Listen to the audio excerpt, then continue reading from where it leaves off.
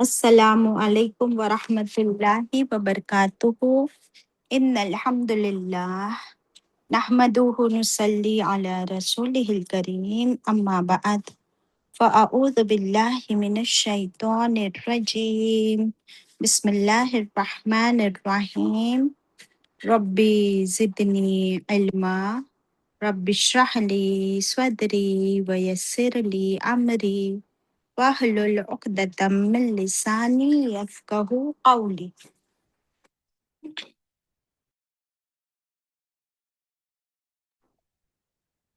It means, O my sustainer, increase my knowledge.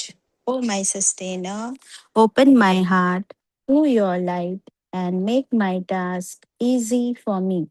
Open the knot of my tongue so that they might fully understand whatever I say. Ameen. Ashhadu an la ilaha illallahu wa ashhadu anna Muhammadan abduhu wa rasuluh. Allahumma salli wa sallim ala nabiyyina Muhammad sallallahu alayhi wa sallam.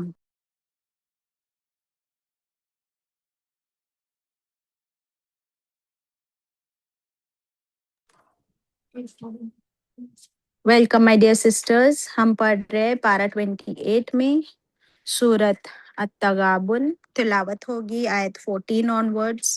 आप सब कुरान खोल लीजिए, मेरे साथ मिलकर पढ़िए। अऊज़ु बिल्लाहि मिनश शैतानिर रजीम। बिस्मिल्लाहिर रहमानिर रहीम।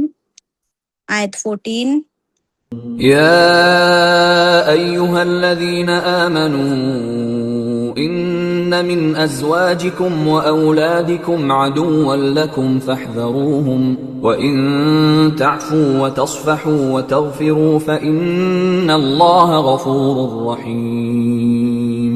إنما أموالكم وأولادكم فتنة والله عنده أجر عظيم. فاتقوا الله ما استطعتم واسمعوا وأطيعوا وأنفقوا خيرا لأنفسكم ومن يوق شح نفسه فأولئك هم المفلحون. إن تقرضوا الله قرضا حسنا يضاعفه لكم ويغفر لكم والله شكور حليم. عالم الغيب والشهادة العزيز الحكيم. सदक़ल्लाहुल अज़ीम। अल्हम्दुलिल्लाहि रब्बिल आलमीन।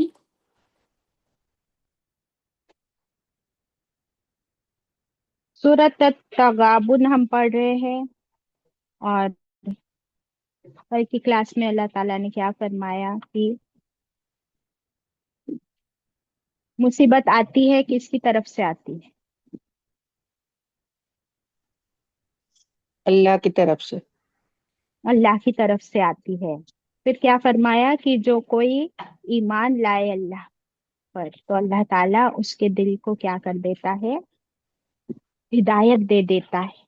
यानी मुसीबत हमारे लिए आजमाइश है और मुसीबत पर सब्र करना ये हमारे ईमान का टेस्ट।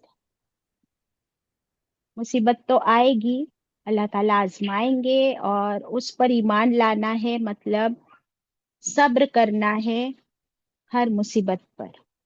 तो ये हमारे ईमान का टेस्ट है, तब हमको मिलेगी हिदायत अल्लाह की तरफ से। इसका क्या मतलब हुआ?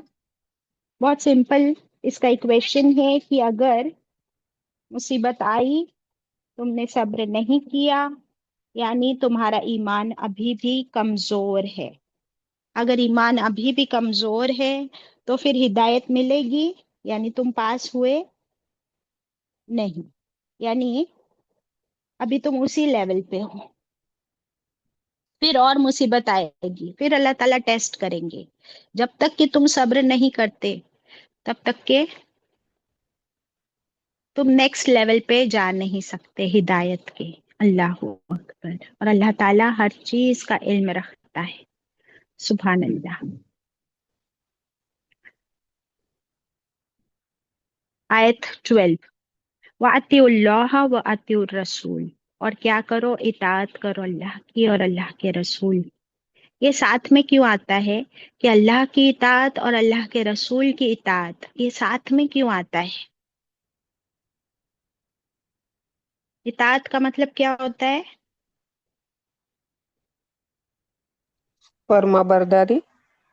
फर्मा बरदारी। और बराबर है, फर्मा बरदारी, और फर्मा बरदारी के अंदर ही दोनों चीजें हमको मिलती है, वर्शिप एंड ओबीडियंस। तो अल्लाह का, अल्लाह पर ईमान लाना, अल्लाह की हर बात मानना, और तरीका रसूलुल्लाह सल्लल्लाहु अलैहि वसल्लम का। तो मेरा सवाल था, ये दोनों साथ में क्यों आता है? ये इसलिए कि अल्लाह ताला का हर हुक्म किसने माना? रसूलुल्लाह सल्लल्लाहु अलैहि वसल्लम ने माना। और अल्लाह ताला ने इबादत का, मामलात का तरीका भी आप सल्लल्लाहु अलैहि वसल्लम को सिखा दिया। तो वो हमारे लिए बेहतरीन रोल मॉडल बना दिए गए।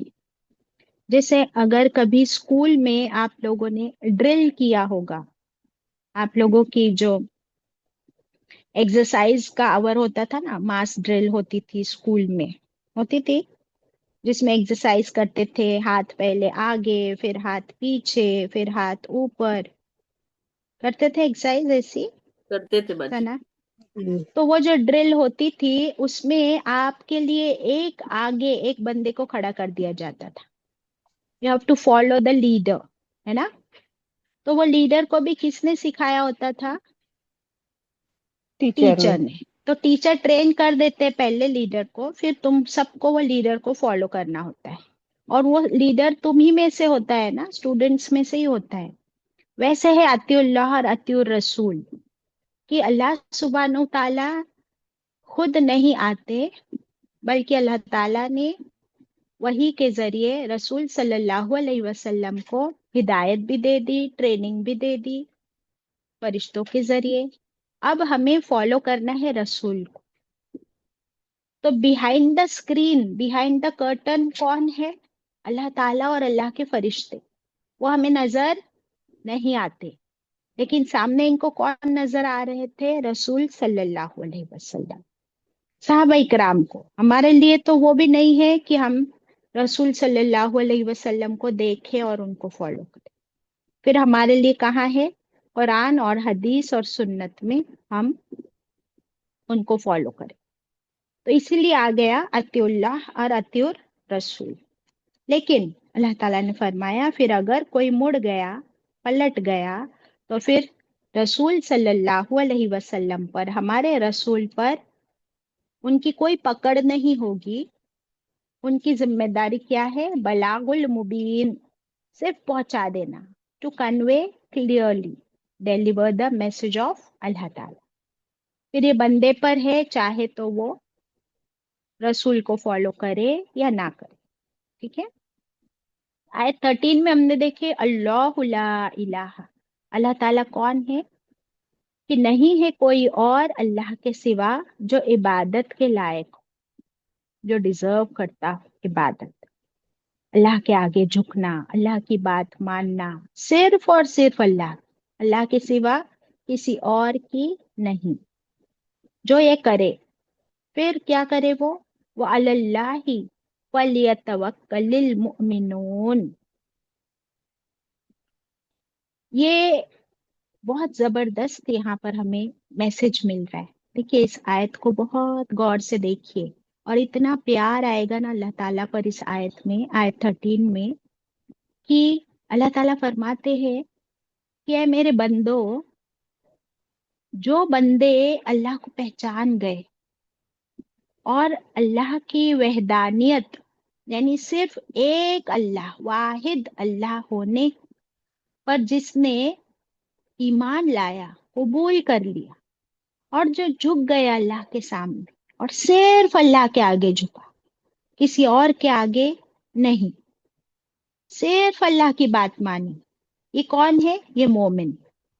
तो जो ऐसा पक्का मोमिन बन गया, तौहीद पर जम गया, तो फिर उसके लिए क्या है?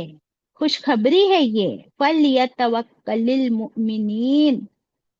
फिर उसे सिर्फ अल्लाह पर भरोसा करके, ट्रस्ट करके अपना मामला सौंप देना है।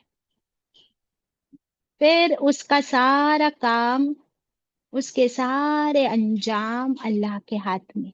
How sweet of that. क्योंकि वो किस पे भरोसा किया उसने? अल्लाह पे। ईमान किस पे लाया? सिर्फ अल्लाह पे। बात किसकी मानी? सिर्फ अल्लाह पे। तरीका किसका फॉलो किया? अल्लाह और अल्लाह के रसूल का। तो अल्लाह ताला उसके लिए क्या करेंगे फिर? उसके उस तवक्कल को अल्लाह ताला ऐसे ही जाया नहीं करेंगे। फिर उसके सारे मामले अल्लाह के हाथ। फिर अल्लाह ताला उसके लिए बेस्ट फैसले करेंगे। सुभान अल्लाह। बेस्ट रिजल्ट्स देंगे। अब कुछ रिजल्ट्स हमें दुनिया में नजर आते हैं, कुछ रिजल्ट्स आखिरत में, और कुछ रिजल्ट्स दोनों दुनिया में भी और आखिरत में भी। सही या नहीं? तो एक मोमिन का तो फायदा ही है ना। कितना बड़ा फायदा है। ये ऐसे ही है जैसे एक माँ या माँ बाप जो होते हैं अपने बच्चों के सब काम संभालते या नहीं संभालते? संभालते बाजी। है ना। तो वो बच्चे अपने माँ बाप की अगर बात माने और अपने माँ बाप के कहे मुताबिक चले, तो फिर वो माँ बाप कितनी खुशी के साथ अपने बच्चों के सब मामलात संभालते। कुछ बच्चे होते हैं कि वो अपने माँ बाप की हर बात नहीं मानते। वो कभी सरकश हो जाते हैं, कभी आर्ग्यूमेंट्स करते हैं, कभी नहीं मानते अपने माँ बाप की कुछ बातें और शरारती हो जाते हैं। तो क्या ऐसे बच्चों को माँ खाना नहीं खिलाती? खिलाती है। क्या अपने बाप अपने घर से निकाल देता है ऐसे बच्चों पे? खर्च नहीं करता? करता है। लेकिन क्या वो उतनी राजी खुशी करेगा जितना कि एक फर्माबरदार बच्चा है? नहीं। है ना। There will be difference. तो वैसा ही है कि हम सब अल्लाह के बंदे हैं। लेकिन अगर हम अल्लाह की बात मानकर फर्माबरदारी के साथ काम करेंगे इंशाल्लाह, तो फिर अल्लाह ताला भी राजी खुशी हमारे लिए जन्नत के दरवाजे खोल दे इंशाल्लाह। और बाकी सारे मामलात भी हमारे अल्लाह के हाथ में। अल्लाह ताला खुशी खुशी, बहुत ही रजामंदी के साथ हमारे फैसले करेंगे। अब चॉइस हमारे हाथ में है कि हमें कैसा बंदा बनना है। अतिउल्लाह अतिउर रसूल करने वाला, या सरकश, नाफरमान, जिद्दी, अपनी मर्जी चलाने वाला। अतिउल्लाह अति रसूल करने वाला बाजी। Exactly exactly. अच्छा, ये तवक्कल के बारे में कल हमने कुछ पॉइंट्स पढ़े थे ना लास्ट क्लास में। तो उसमें कुछ एडिशनल पॉइंट्स भी है, मैं क्विकली लेती हूँ। कुछ लोग के लिए थोड़ा ये डीप हो सकता है कि तवक्कल में नंबर वन क्या है? बताओ। हम समझते हैं तवक्कल में नंबर वन है कि हम अपनी तरफ से कोशिश कर ले अपना काम। जैसे हमने अभी एग्जाम्पल लिए थे ना कि समझो किसी बच्चे का एग्जाम है ना, बोर्ड एग्जाम्स है। तो वो बच्चा सिर्फ ये कहे कि मम्मी तुम तो इतनी नमाज पढ़ती हो, तहज्जुद में भी उठती हो, मम्मी तुम मेरे लिए दुआ करो, मेरी एग्जाम्स है और मेरे रिजल्ट्स अच्छे आ जाए, मेरे पेपर अच्छे आ जाए, मैं जा रहा हूँ खेलने। ऐसा होता है? वो बच्चे को खुद को क्या करना होगा आपको पता है? उसे खुद को पढ़ाई करनी है, अच्छे से पढ़ाई करनी है, सिलेबस फॉलो करना है। वो बैठ के अगर दूसरी स्टोरी बुक्स रीड कर रहा है या मोबाइल पे लैपटॉप पे गेम्स खेल रहा है, तो वो पढ़ाई कर रहा है? नहीं बाजी। Exactly exactly. तो है ना, ये एक पॉइंट्स सना, कुछ पॉइंट्स लिख लो और ये पॉइंट्स पे थोड़ा पॉन्डर करना। अभी मैं बहुत डिटेल में नहीं जाऊंगी, but I can give you some points. ये इतना अच्छा एक लेक्चरर ने बताया। नंबर वन है इमोशनल स्ट्रगल। तवक्कल तो तुम्हारा बाद में आएगा। पहले ना तुम्हें अपने इमोशंस के साथ खूब स्ट्रगल करना होगा। क्यों? क्योंकि तुमने अपनी जिंदगी में एक मकसद बनाया है, और उस मकसद को हासिल करने के लिए पहले तुमको अपने ही जहन के साथ, अपने इमोशंस के साथ स्ट्रगल करके अपने आप को फर्म फुटेड बनाना है कि मुझे ये काम करना है या नहीं करना, मुझे ये चीज हासिल करनी है या नहीं करनी, what is my aim, what is my mission, ये सच में मुझे करना है। तो इसके लिए सबसे पहली लड़ाई तुम्हारी खुद के साथ होगी, अपने अंदर। You will have to ask yourself, struggle with yourself, क्या मैं तैयार हूं, क्या मैं करना चाहती हूँ, क्या मैं कर सकती हूँ, मैं इसके लिए मुझे क्या क्या कुर्बानियां करनी होगी, मुझे कितना टाइम देना होगा, एक टाइम टेबल बनाना होगा, राइट और wrong. So that is the first step, कि अपना एम, अपना मिशन तलाश करके फिर उसके लिए तुम्हें इमोशनली प्रिपेयर करना होगा अपने आप। जब जहनी तौर पर तैयार हो तब सेकेंड पॉइंट आएगा कि फिजिकल स्ट्रगल, जिस्मानी मेहनत। और वो जिस्मानी मेहनत के आगे एक इंपॉर्टेंट पॉइंट है, कंटिन्यूअस एफर्ट। ये डिटेल्स मुझे बहुत अच्छी लगी। मुझे पता है आप लोग सोचोगे कि बाजी को क्या हो गया है, क्या बता रही है हम लोग को, but I don't know, somehow I like it very much. बहुत डिटेल्स है। So first was emotional struggle, second is physical struggle, third है, जब ये सब डेवलप हो जाए तब थर्ड जो है वो होगा आपका रिपीटिशन। रिपीटिशन, उस काम को करना छोड़ना ही नहीं है। इसमें एग्जाम्पल आप चींटी का ले लीजिए, कि चींटी समझो एक दीवार पे चढ़ रही है कुछ खाना लेकर, और वो कितनी बार गिरती है, या अगर वो एक दाना उठा के जा रही है, वो दाना उसके मुंह से कई बार गिर जाता है, लेकिन वो कंटिन्यूअस एफर्ट डाल रही होती है। तो हमारी मंजिल तक पहुंचने के लिए हमें चलते रहना होगा ना। अगर बीच में बैठ गए तो पहुंच जाओगे मंजिल तक? तो नहीं दैट बाजी। Is continuous repetitive attempts. ये अटेम्प्ट में कितनी बार फेल भी हो सकते हैं, जैसे वो चींटी के हाथ से कितनी बार उसके मुंह से दाना गिर जाता है, तो हम भी फेल भी हो सकते हैं। तो उसमें क्या चाहिए फिर आपको? मजबूत इरादा, डिटर्मिनेशन। उसके बाद आपको आपकी जिंदगी में थोड़ा ठहराव, बैलेंस आएगा। फिर फाइनली आपको ये करना है, साथ साथ में दुआएं और साथ साथ में अल्लाह से मदद भी मांगनी है। और जब आपका पूरा काम हो जाए, यानी एग्जाम पूरी हो गई, तो अब आप मुकद्दर के हवाले, अल्लाह के हवाले उसका फैसला छोड़ दो। फिर रिजल्ट आपकी मर्जी का आएगा या नहीं, ये आपके हाथ में नहीं। रिजल्ट अल्लाह के हाथ में है, ये है तवक्कल।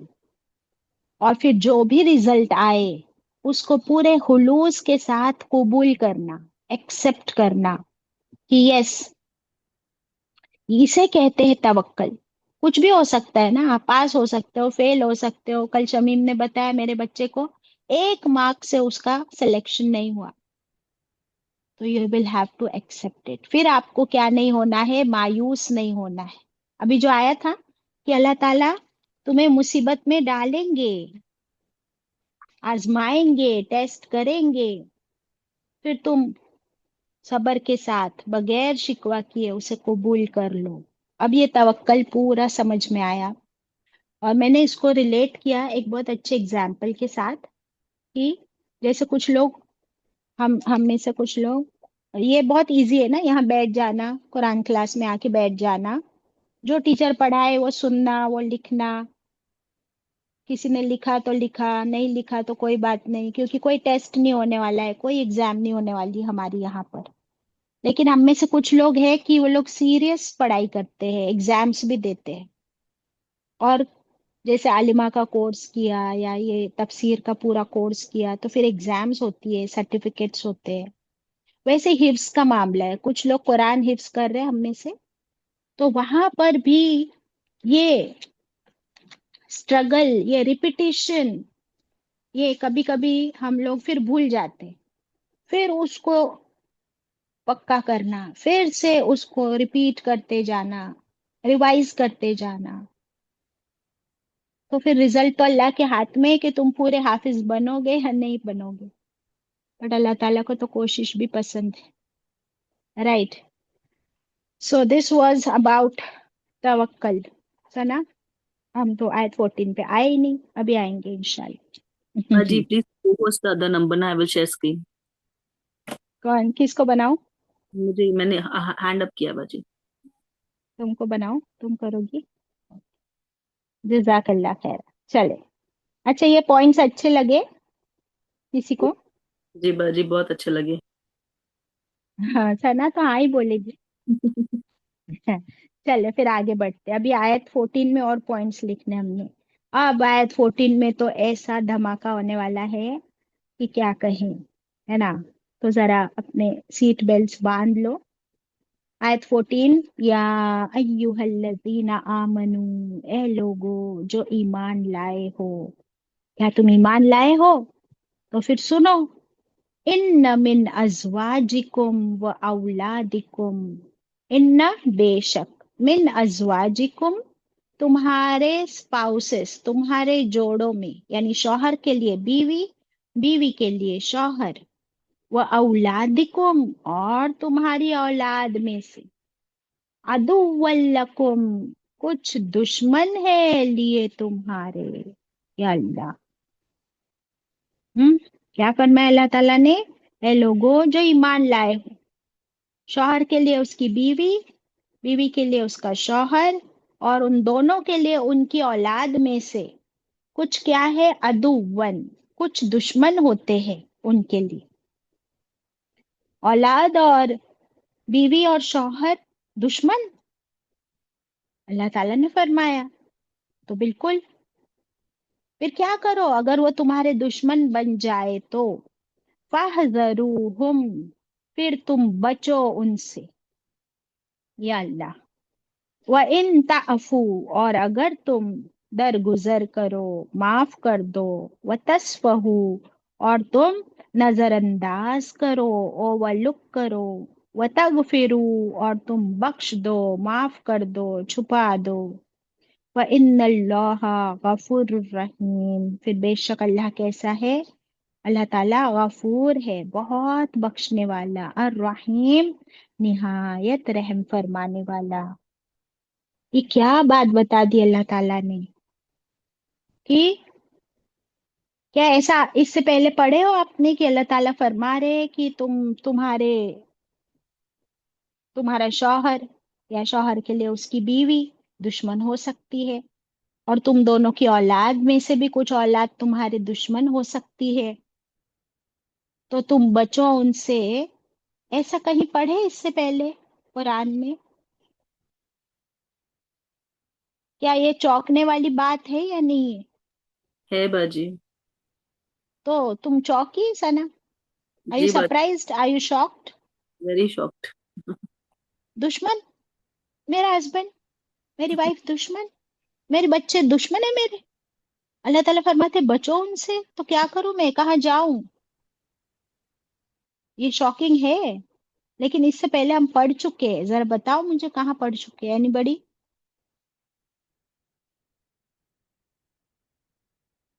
किसी को कुछ याद आ रहा है? गारंटीड हम पढ़ चुके हैं ऐसा कुछ। Not same but similar lines पे। बाजी बच्चे और औलाद और जीनत है दुनिया की बाजी, इसमें सूरह कहफ में है बाजी। हाँ, हम पढ़ चुके हैं। काले हाथ अच्छे अच्छे, हमारे अच्छे। लेकिन मैं तो दुश्मनी की बात कर रही हूँ सना। हाँ हाँ बाजी। दुश्मनी के बारे में पढ़े हो कहीं? मुकद्दसा कुछ याद आ रहा है? रिजवाना दी?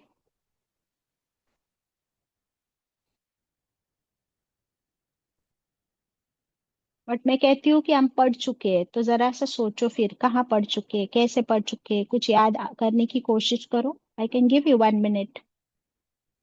वहीदा आपा, आपको क्या याद आया, पढ़ बताए।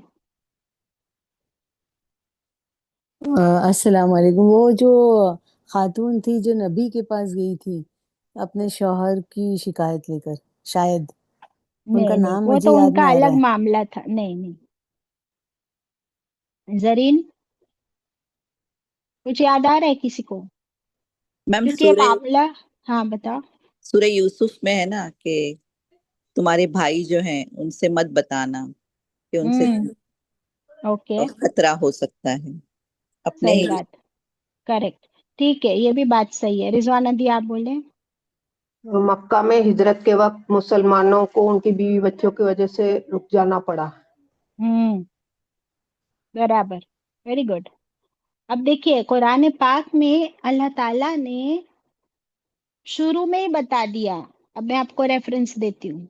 जब आदम अलैहिस्सलाम को इब्लीस ने जन्नत में बहका दिया उस पेड़ से, और वो उस पेड़ के करीब चले गए, है ना। फिर अल्लाह ताला ने क्या फरमाया, इहबितू, उतर जाओ तुम सब। कौन? इब्लीस।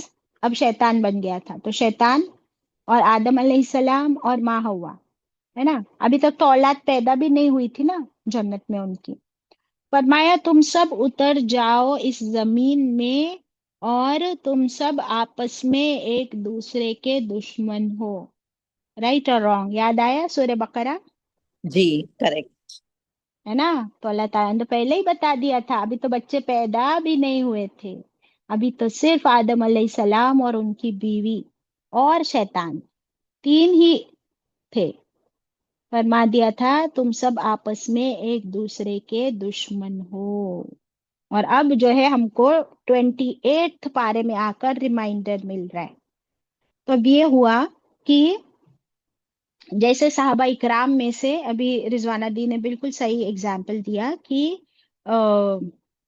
बहुत से साहबा इकराम जो है, उन लोगों ने हिजरत कर ली। अपनी सब चीजें, माल, प्रॉपर्टी, यहाँ तक कि औलाद, फैमिली को छोड़कर भी वो लोग मक्का से मदीना हिजरत करके आ गए। कुछ हबशा चले गए। और कुछ साहबा इकराम जो थे वो ईमान ला चुके थे मक्का में, लेकिन वो अपनी फैमिलीज की वजह से हिजरत करके मदीना न आ सके। तो क्या चीज उनके आड़े आई हिजरत करने में? उनकी फैमिलीज, उनके बीवी, उनके बच्चे। तो इसीलिए अल्लाह ताला ने फरमाया कि ए मोमिनो, ये तुम्हारे दुश्मन इस तरह से बन सकते हैं, दुनिया के दुश्मन नहीं, बल्कि तुम्हारे दीन के दुश्मन बन सकते हैं, कि तुम अपने अल्लाह ताला के हुक्म की पैरवी करने में ये तुम्हारे बीच में आड़े आ सकते हैं। जैसे एग्जाम्पल अगर लिया जाए तो रसूलुल्लाह सल्लल्लाहु अलैहि वसल्लम के चाचा अब्बास रज़ियल्लाहु अन्हु, पढ़ चुके हम चाचा अब्बास रज़ियल्लाहु अन्हु के बारे में, कि वो मक्का में ईमान लाए थे, लेकिन उन्होंने अपने ईमान को छुपा के रखा, दिल में ही रखा, किसी को बताया भी नहीं। और हिजरत करके भी मदीना नहीं आए। यहाँ तक कि गज़वे बदर में वो दुश्मनों के साथ आए। और फिर जब लोग बंदी बनाए गए थे दुश्मन, तो उनको भी बंदी बनाकर लाया गया। तो आप सल्लल्लाहु अलैहि वसल्लम से कहने लगे चाचा अब्बास। अब सोचो कि आप सल्लल्लाहु अलैहि वसल्लम के सामने उनके चाचा अब्बास बंदी बनाकर लाए गए। तो उन उन्होंने कहा कि ए भतीजे, ए अल्लाह के रसूल सल्लल्लाहु अलैहि वसल्लम, मैं तो ईमान ला चुका हूँ, लेकिन मुझे आना पड़ा। इन दुश्मनों ने मुझे अपने साथ जंग में लाया, मैंने लड़ा नहीं, मैं पीछे खड़ा था। लेकिन क्या उनकी बात मान ली गई? नहीं, उनको फिदिया देना पड़ा, तभी उनको छोड़ा गया। तो ये एक है माल, बहुत बड़ी चीज। दूसरी है आपका स्पाउस। अजवाज है ना, दोनों के लिए आता है। जौज भी दोनों के लिए आता है, स्पाउस के लिए आता है जौज। तो चाहे वो शौहर के लिए बीवी हो या बीवी के लिए शौहर। और औलाद फिर दोनों की। वो बन सकते हैं तुम्हारे दुश्मन। अब किस चीज के लिए दुश्मन बन सकते हैं, समझे ना आप? वो दीन के मामले की बात हो रही है। कुछ कुछ दुनिया के मामले में भी बन जाते हैं। आजकल आप लोगों ने बहुत सारे मैटर्स, ऐसे केसेस सुने होंगे कभी न्यूज़पेपर या न्यूज़ चैनल पे, कि बच्चा जो है पूरा दिन मोबाइल लेकर बैठा है, तो माँ ने क्या की, उससे मोबाइल लेकर छुपा दी कि अब नहीं दूंगी मैं तुझे मोबाइल। तो बच्चे ने इतना गुस्सा किया, इतना झगड़ा किया माँ से, और फिर फाइनली कुछ चीज वहां से पत्थर उठाकर माँ को ही मार डाला। Have you heard of such news? इस ये बात। आज के जमाने में हो रहा है। तो वो बच्चे ने माँ को मार दिया कि नहीं मारा, तो वो उसका दुश्मन था या नहीं था? यहाँ पे तो दीन बीच में था भी नहीं। अंडरस्टैंड? फिर माल के लिए कितनी बार माँ बाप को मार डालते हैं बच्चे। और अगर माँ बाप की प्रॉपर्टी अपने नाम पे ऑलरेडी आ गई है, तो माँ बाप को कहीं ले जाकर छोड़ के आ जाते हैं, या फिर उनको ओल्ड एज होम में छोड़ देते हैं। Have you heard of this? Yes. Yes. तो देखिए कि ये औलाद जिनको माँ बाप इतनी मोहब्बत से पालते हैं, बड़ा करते हैं, उनके लिए अपना खून पसीना जिंदगी वक्त हर चीज लगा देते हैं, तो वो तुम्हारे दुश्मन बन सकते हैं। चाहे दीन के मामले में हो या दुनिया के मामले में बन सकते हैं। जरूरी नहीं कि वो है। अभी आज से तुम ये नहीं करोगे आप सब कि अपने बच्चों को कहोगे कि तू तो मेरा दुश्मन है। नो। तो अल्लाह बाजी, ताला ने अभी हमें सिखाया, हाँ। यहाँ पर बाज का वर्ड यूज किया है ना, कुछ, कुछ। यानी और not everyone. Not everyone, you are right. और अदु वन है ना, तो ये जो ऊपर तनवीन है ना, तो उसमें आ जाता है कि फ्यू। जो बाज आप कह रहे हो ना, कुछ, few can be your enemy not all. तो ऐसा आप लिख लीजिए, अदु वल्लकुम, कुछ तुम्हारे लिए इनमें से दुश्मन हो सकते हैं। तो फिर क्या करो? सोल्यूशन भी अल्लाह ताला ने दे दिया। फरमाया फाहदरूहुम, फिर तुम उनसे बचो। Be careful, be conscious. अब ये बी केयरफुल और बी कॉन्शियस में हमें क्या चीज सीखने मिल रही है? कि नंबर वन, हमारी तरबियत पहले तो अच्छी हो, हम उनको सिखाए, और हम अल्लाह और अल्लाह के रसूल की मोहब्बत, दीन की मोहब्बत भी डाले। सिर्फ दुनिया दुनिया नहीं, बैलेंस्ड तरबियत होना जरूरी है ना। नंबर वन होगा कैसे बचना है, उनको भी कैसे बचाना है, और खुद को भी कैसे बचाना है। नंबर टू, कैसे बचो कि कुछ माँ बाप होते हैं कि वो है ना अपना 100% सब कुछ बच्चों के लिए लगा देते हैं। अब वो 100% में क्या आ जाता है पता है? अपनी जिंदगी, अपना सारा वक्त, 2400 घंटे, सारी एनर्जी, सारा माल, घर का सब कुछ बच्चों पर इस तरह निछोवर निछावर कर देते हैं कि फिर वो बच्चे क्या बन जाते हैं? They take it for granted. तो फिर हमें बैलेंस्ड रहना सीखना है कि बच्चों को भी ये पता हो। हाँ, जब तक ये हमारे बच्चे इतने डिपेंडेंट है ना कि वो हमारी गोद में ही है, माँ का दूध ही पी रहे हैं, तब तो 100% देना ही। लेकिन धीरे धीरे उनको इंडिपेंडेंट बनाना, ये भी माँ बाप का काम है ना।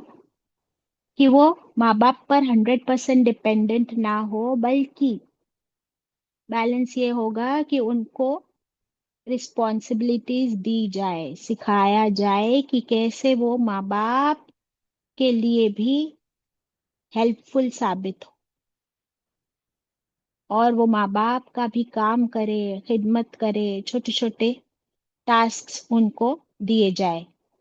यहाँ तक कि फाइनेंशियल इंडिपेंडेंस की भी शुरुआत बचपन से की जा सकती है कि नहीं?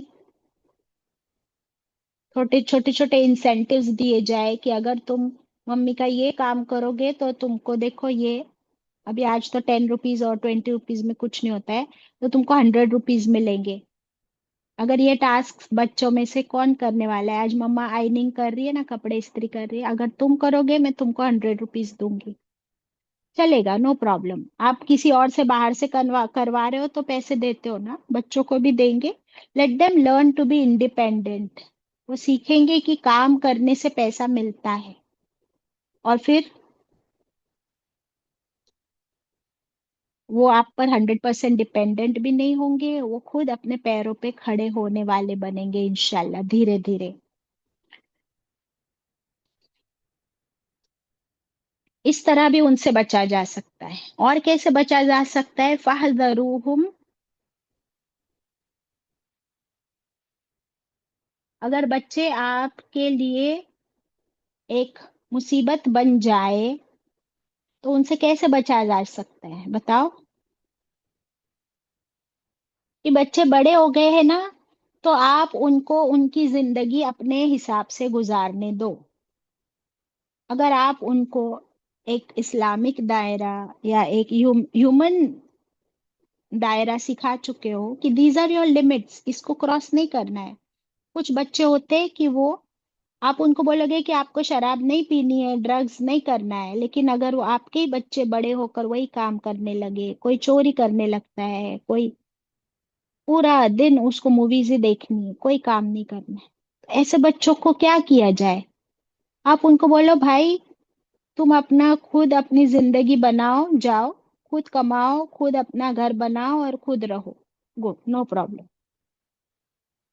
Late them learn, let them be. पूरी जिंदगी अपने बच्चों की जिम्मेदारी हम अपने सर पे उठा सकते हैं, बताओ? कब तक है हम पर उनकी जिम्मेदारी? बालिक होने तक बाजी। Exactly exactly। और फिर उसके बाद भी माँ बाप छोड़ थोड़ी देते हैं, वो तो उनके लिए दुआएं भी करते हैं, वेल विशिंग भी करते हैं, इन्वेस्ट भी करते हैं, कोई बिजनेस भी खोल के दे देते हैं, उनको डिग्रीज दिलवाकर जॉब भी ज्वाइन करवाने तक की हेल्प भी करते हैं। तो वो सब हम करें, लेकिन उनसे बचना ये है कि कल ये ना हो कि पुलिस आकर आपके दरवाजे पे खड़े हो जाए और फिर आपके बच्चे के गुनाह की वजह से आपको भी उसमें शामिल कर ले, आप भी पकड़े जाओ। या फिर कभी ये भी हो सकता है कि अपने बच्चे का गुनाह छुपाने के लिए माँ बाप कभी इल्जाम अपने ऊपर ले लेते हैं, या उनको छुपाने के लिए झूठ भी बोलते हैं। तो अब ये कितना बड़ा फितना हो गया आपके लिए कि उनके गुनाह में आप शामिल हो रहे हो या नहीं हो रहे हो। हो रहे बाजी। तो फिर ये बच्चे दुश्मन बने या नहीं बने? बन गए। दुनिया में भी आप पकड़े गए, आखिरत में भी आप पकड़े जाओगे। इसलिए अल्लाह ताला ने हमें अलर्ट कर दिया, केयरफुल कर दिया कि एक शैतान तो बैठा ही है, और दुनिया में कितने सारे आपके दुश्मन हो भी सकते हैं, है भी, लेकिन ये सबसे बड़ी दुश्मनी तो आपके अपने घर में है। कभी ये होता है कि हस्बैंड को नहीं पसंद है, तो आपकी नमाजों की मुश्किल हो जाती है कि जब तक हस्बैंड ऑफिस में ठीक है, वो आ गए फिर वो देखते ही क्या तुम ही क्यों ऐसा पूरा हिजाब करे हुए हो, जब देखो तब नमाज पढ़ रही हो, जब देखो तब कुरान पढ़ रही हो। कभी उनको नहीं पसंद है आपका तहज्जुद में उठना, लेकिन आपका दिल चाहता है मैं तहज्जुद में उठ। अब ये कितने कॉन्फ्लिक्ट ऑफ इंटरेस्ट है।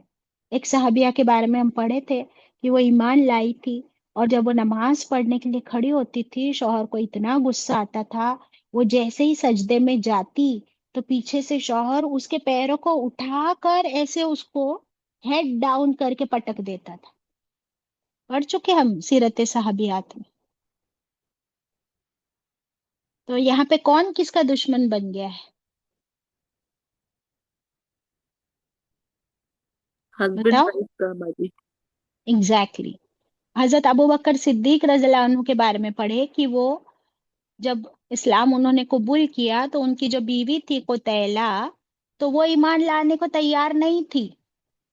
तो ही बीइंग हस्बैंड उन्होंने उनको डिवोर्स कर दिया, तलाक दे दी। तो वो भी दुश्मन बन ही रही थी ना, समझ आ रही है बात?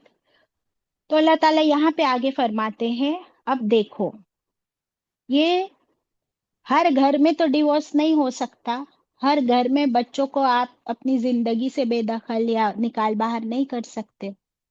छोटे मोटे मामले भी होते हैं ना, तो ये छोटे मोटे मामलों को सॉल्व करने के लिए, रिजॉल्व करने के लिए एवरीडे लाइफ में अल्लाह ताला हमें अब तीन तीन बेहतरीन सॉल्यूशंस बता रहे। Now be ready to write this three beautiful solutions, resolutions, जो हमारी फैमिली लाइफ को बेहतरीन बना सकते हैं। नंबर वन, फरमाया व इन ताफू, अगर तुम क्या करो, ताफू करो। ताफू का मीनिंग लिख लीजिए, अफू वर्ड है इसमें, दरगुजर, पार्डन। तस्फहू, तस्फहू का मतलब है नजरअंदाज, ओवरलुक, लेट गो। तगफिरू, माफ कर दो, बख्श दो। तो फिर अल्लाह भी गफूर रहीम। अब ये हर रोज ये हमें करना है। अभी आप तीनों को थोड़ा डिटेल में विथ एग्जाम्पल समझना चाहते हो। तीन सॉल्यूशंस मिले, ताफू, तस्फहू, तगफिरू। तीनों भी है ना बहुत क्लोज है एक दूसरे के, लेकिन आपको एग्जाम्पल्स दूंगी मैं इंशाल्लाह तो समझ आएगी। तो लिख लीजिए पहले ताफू। ताफू ब्रैकेट में क्या लिखेंगे आप, ताफू में अफू वर्ड है ना, कौन सी दुआ हम पढ़ते हैं शबे कद्र में? अल्लाहुम्मा इन्नका अफून तुहिब्बुल अफ़्व फ़अफ़ु अन्ना। हाँ, और क्या मीनिंग पढ़े है अफू का हमने? ओ अल्लाह, यू लव टू फॉरगिव। नहीं, ये फॉरगिव अल्लाह तो नहीं है। माफ करने वाला है, माफी को माफ, पसंद करता है। माफ भी नहीं है और फॉरगिव भी नहीं है। हाँ, जाना बाजी, बिटा देना। हाँ, एग्जैक्टली exactly. मिटा देना, इरेज कर देना। क्योंकि हम तीनों के लिए माफ तो बोल सकते हैं, तीनों के लिए माफ बोल सकते हैं, बट उसके अंदर बारीकी जो हमको मिलती है ना, तो वो लिख लीजिए अभी। ताफू में अफू है और अफू का मतलब होता है मिटा देना, इरेज कर देना। यानी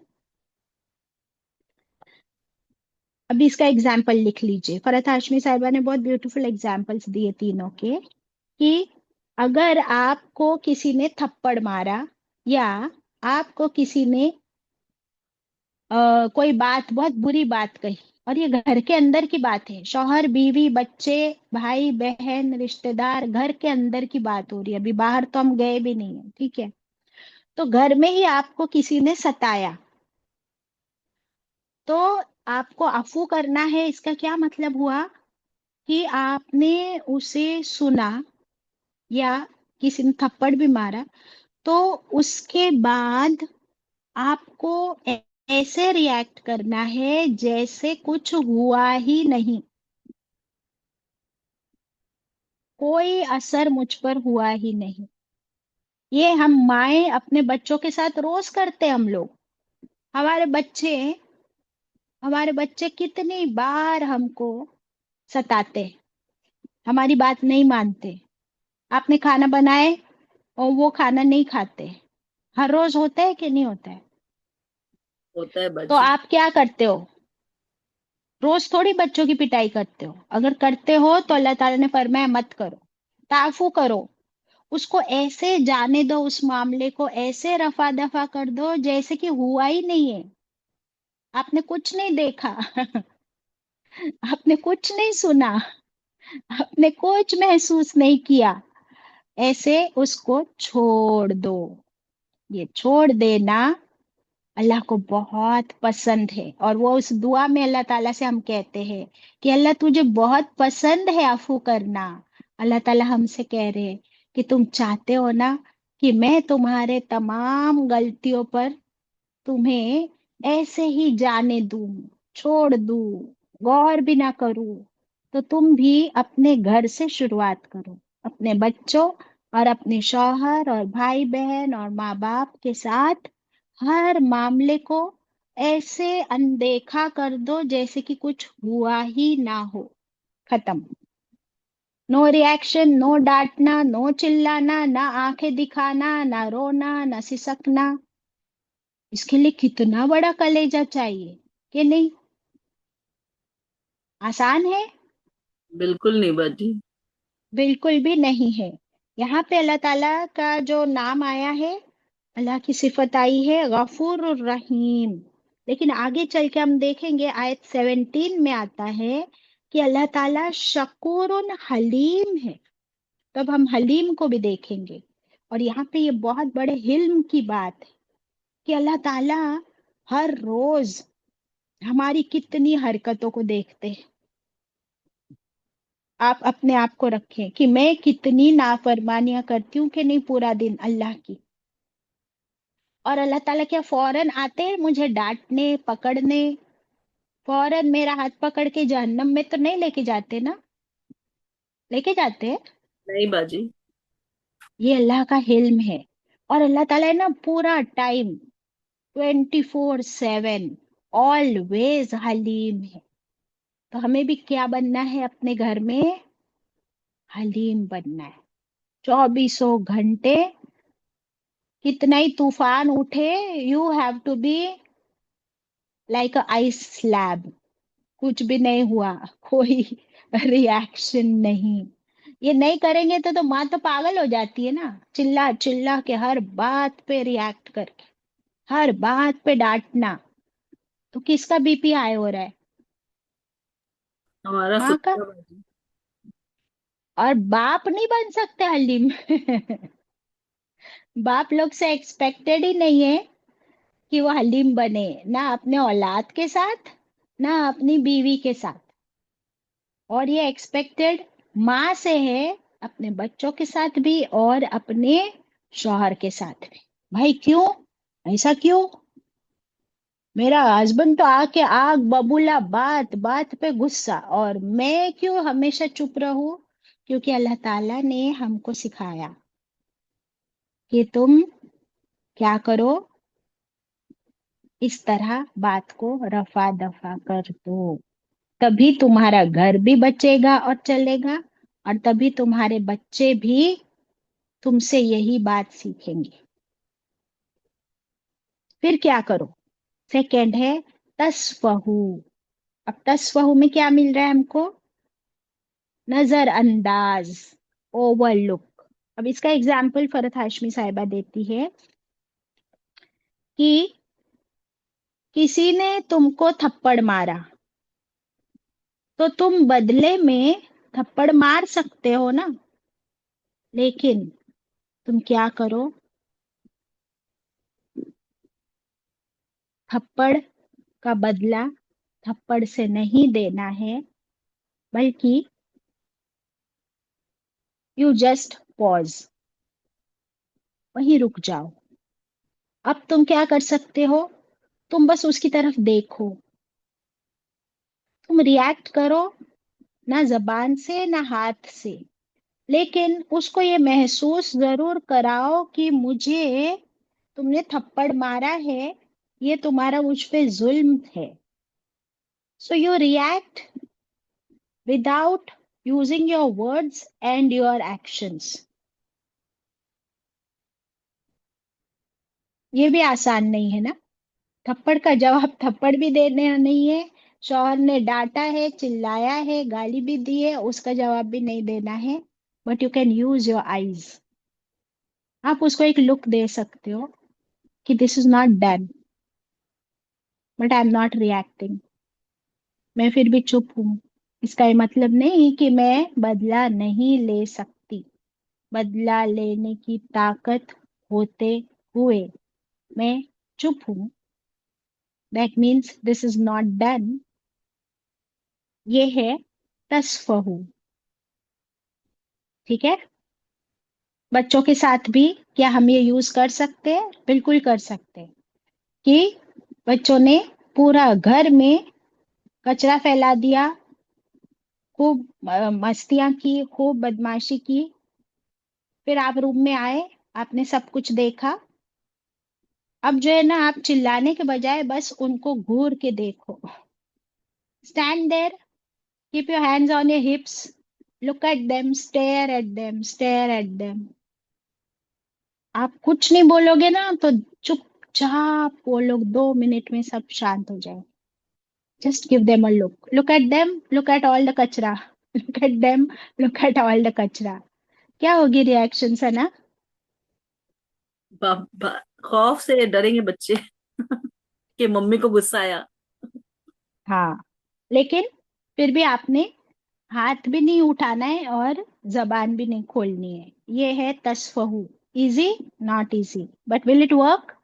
इट वर्क्स। वो अपनी जैनब हमेशा पूछती रहती है। जैनब है कि नहीं आज? बहुत, हाँ जैनब तो दिख रही है मुझे, बहुत परेशान रहती है वो बच्चों के साथ। हम सब रह चुके। अब लास्ट आ रहा है तगफिरू। तगफिरू में गफरा वर्ड है। क्या मतलब होता है तगफिरू का, बताओ?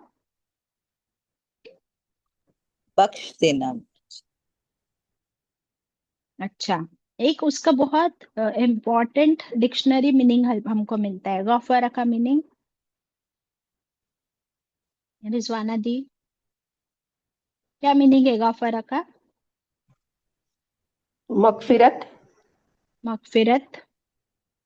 लिख लीजिए, आप लोग भूल गए हो। गफरा का मतलब होता है ढांप देना, कवर कर देना। पहले भी पढ़ चुके ना हम, सना? जी जी। छुपा देना, ढांप देना, बख्श देना, मगफिरत कर देना।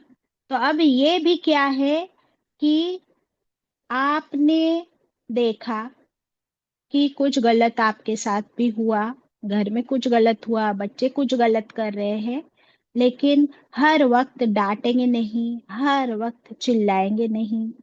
कभी उनकी गलती को इसलिए भी छुपा देंगे कि वो आपके और उसके बीच एक प्रॉमिस, एक पैक्ट हो जाए कि अच्छा चल, आज तो कर लिया और मैं अब्बा को नहीं बताऊंगी, लेकिन अगर आज के बाद किया तो फिर मैं अब्बा को बता दूंगी। आज नहीं बताऊंगी मैं अब्बा को। Okay, this is your last chance. इस तरीके से भी हम हमारे बच्चों को सुधार सकते हैं, नहीं सुधार सकते? कि हम क्या करें, उनके छोटी छोटी गलती को ढांप दें। ठीक है, नहीं बताऊंगी, किसी को नहीं बताऊंगी, it is between you and me, but it should stop here. इस तरह हम उनकी गलती को ढांप दे, छुपा दे, कवर कर दे। ये तो हम करते ही है। हमारे बच्चों की गलतियों को हम छुपाते हैं दुनिया के सामने। छुपाते कि नहीं? कि दुनिया के सामने खोल खोल के रखते हैं।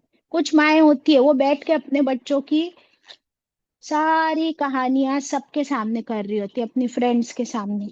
और कुछ माएँ होती है वो अपने बच्चों की गलतियां छुपाती है। तो फिर एक समझदार माँ कौन सी है? जो बच्चों की गलतियां छुपाए बच्चे। हाँ, क्या आपको आपके फ्रेंड्स और आपके रिश्तेदारों के बीच आपके बच्चों की बातें खोल खोल के बताने से फायदा क्या है, बताओ मुझे।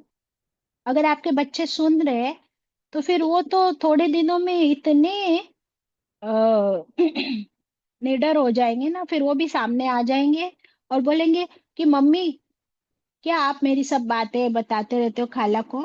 फिर खाला को बोलेंगे, खाला आपको मालूम है मम्मी क्या करती है? फिर वो खाला के सामने, पुप्पी के सामने आपकी सब बातें खोलेंगे कि नहीं खोलेंगे?